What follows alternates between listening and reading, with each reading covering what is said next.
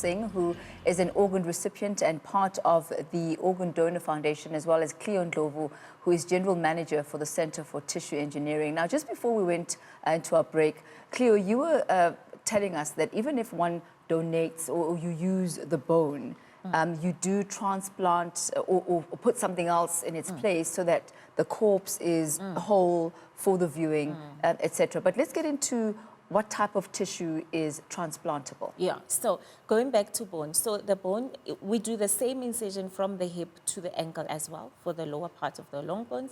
And then same thing happens, prosthetic device, we suture. Family can carry on, dress you, whatever in your pretty dress, and that carries on. So when we get back to the lab, to the CTE now, the blood that we took when we remove the tissue is tested to make sure that everything is fine. We do a whole lot of screening tests, serology and microbiology screening tests.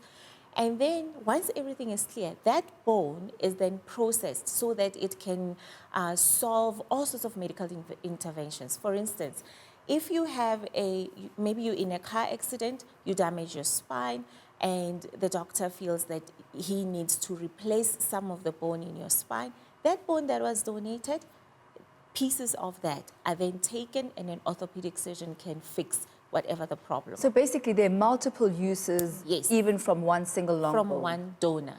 From one donor, there'll be a number of people that will be helped. And it depends what the doctor requires. There's many applications. Orthodontists use bone. People who do maxillofacial surgeries use bone.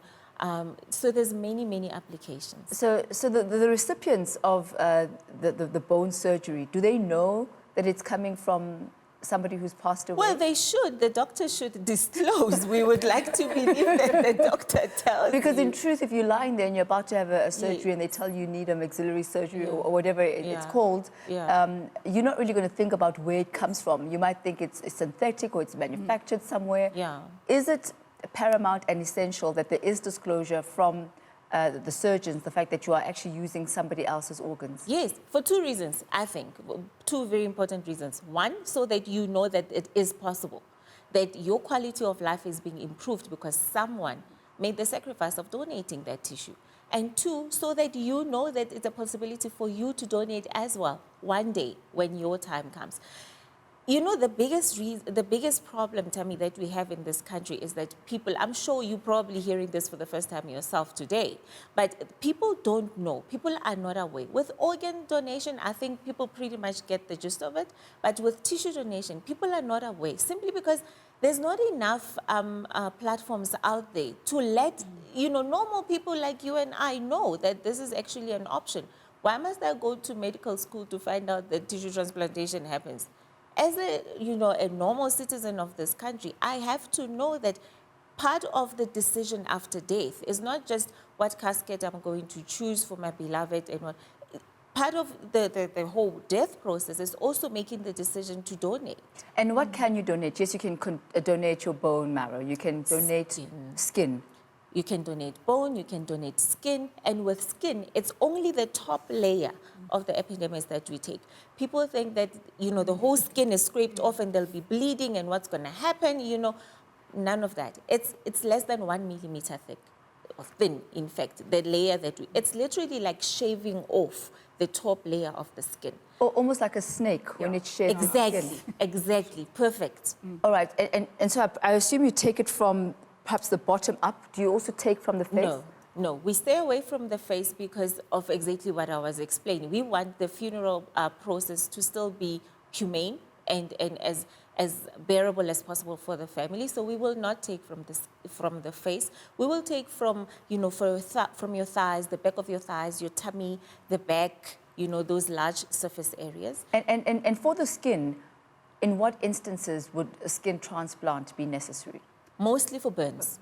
For burns. Mostly for burns, but also for diabetic ulcers. People, diabetes is a big problem in this country as well, and it's just getting worse. So a lot of people go through amputation. Now they amputate you, and then that wound takes time to heal, and there's all sorts of complications. So sometimes they use skin to close that wound. Another tissue that can be donated is the corneas. We don't take the whole eye, we just take the cornea. just the cornea, and the eye will be closed again. And you know, when your eyes are closed, nobody can even know that you've donated your cornea. And with heart valves, we only take the heart valves from hearts that are not going to be used for heart transplants. So for whatever reason that heart cannot be donated for a whole heart transplant, then we take the heart, go back to the lab, we dissect to remove the actual valves, because there's many people that have diseases that affect their health, their valves, especially children. Yes, but let me bring Meena into this now. Meena, as somebody who's a recipient of an organ donation yourself, I mean, how was that experience, and which organs can be donated? Thami, the main organs that are donated, your solid organs, are your heart, lungs, liver, kidneys, and pancreas. So just with those organs alone, you can save 7 lives if you do a full liver transplant. But recently, they started doing partial liver transplants. So they segment the liver, give the smaller lobe to a child, and the bigger lobe to an adult. So that's 8 lives that you can save just with your solid organs. And at what point can an organ actually be taken from you? Okay, the rules are very clear in South Africa and internationally. As Cleo said, you have to be declared brainstem dead. And there are international rules that are applied in South Africa and followed ethically and medically. And it has to be all above board. So 2 independent doctors, independent meaning independent of the transplant team. So they need to declare you brainstem dead. The family will consent to donation. The corpse or the person will be placed on a ventilator for reasons that the blood still needs to circulate to maintain integrity of the organs. Because without blood, the quality of the organs will actually deteriorate. You know, we were having this conversation in the makeup room with the makeup ladies. And one of the main concerns is, if you've got a bracelet stating that you are an organ donor, then there are instances where perhaps they might look, paramedics or in the hospital might look at this bracelet and not actually do their best to try and save your life because they know that they can get an organ from you.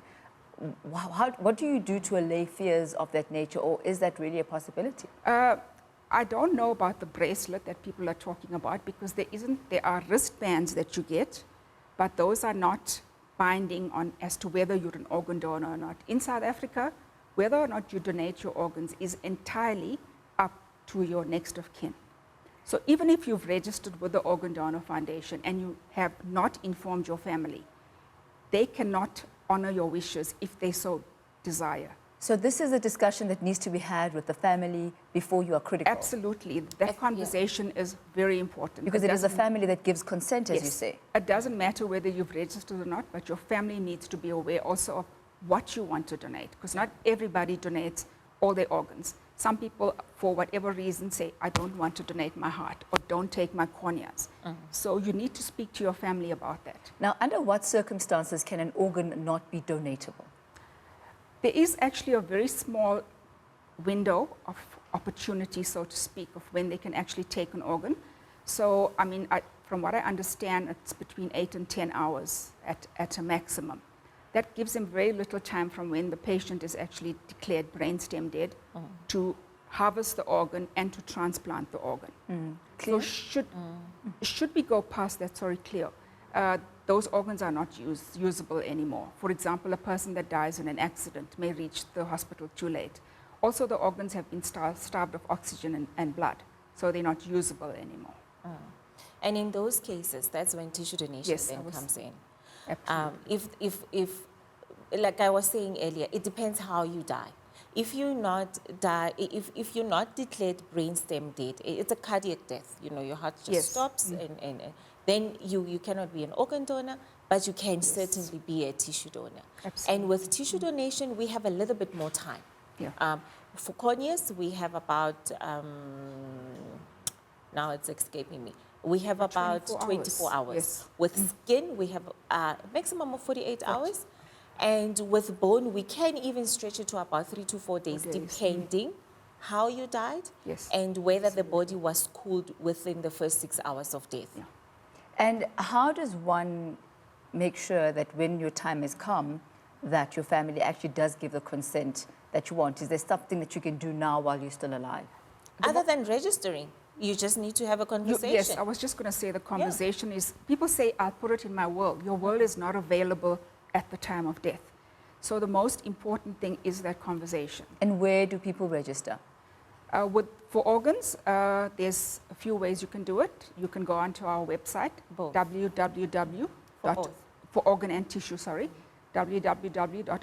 www.odf.org.za, or you can call our toll-free line, 0800 66 2211. And for you, Meena, which part of your body did you have a transplant on? Thami, I was incredibly blessed to have a liver transplant just over 13 years ago. Okay, and I say blessed because people always ask me, what was the difference? And it's literally light and day. Life before the transplant could not be termed life. It was an existence. I mean, just to give you an idea in your mind, I weighed 48 kilos, severely jaundiced. I mean, not light yellow. It was like egg yolk yellow jaundiced. Fatigued to the point of being inactive. So for me, the transplant was literally not even a second chance. It was a new life. Wow. And that is why I'm very committed to this cause.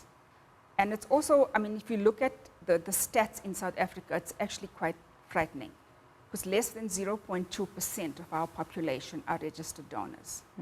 But as you said, it's so essential to actually have those conversations and, Yes. and to consider the fact that when you go, somebody else can benefit by Exactly. your Yeah. death, which could not have been avoided. But we're going to have to leave it there, ladies. But I thank you so much for your time, Cleo and Meena, and happy to still have you with us, Meena. Thank you. I plan to be here for a long time. Thank you. Thank you so much. That's Meena Singh there, who's an organ recipient, as well as Cleo Ndhlovu, the General Manager for the Center for Tissue Engineering, joining us today and talking about, I guess, topics that we don't often discuss, but which are so essential. How is your death going to bring life to somebody else? Now, after the break, we'll take a look at some news from the rest of the African continent, including social media influencers as well as some online publishers being put under the spotlight in Uganda. Do stay with us. This is Weekend Prime.